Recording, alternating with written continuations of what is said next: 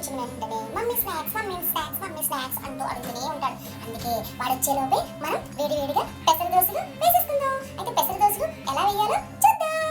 మీ Mohit mummy. ముందుగా పెసరపప్పుని మనం గ్రైండ్ చేసుకుందాం.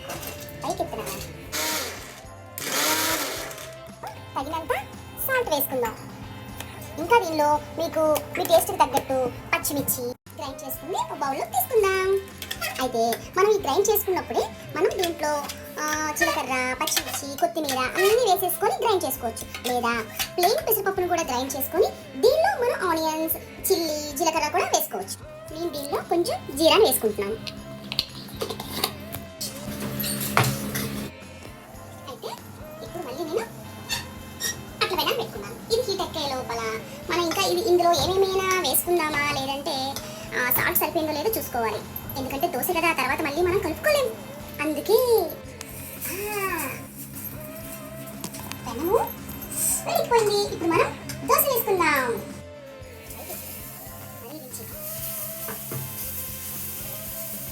Crispy crispy.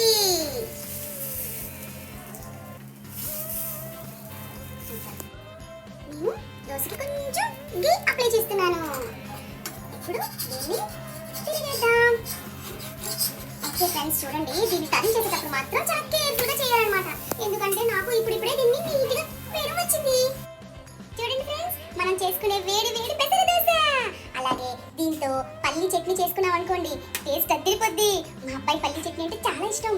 అలాగే ఈ పెసర దోశలు మీకు చేసే విధానం మీకు నచ్చితే లైక్ చేయండి, సబ్స్క్రైబ్ చేయండి, అలాగే మమ్మీకి షేర్ చేయండి.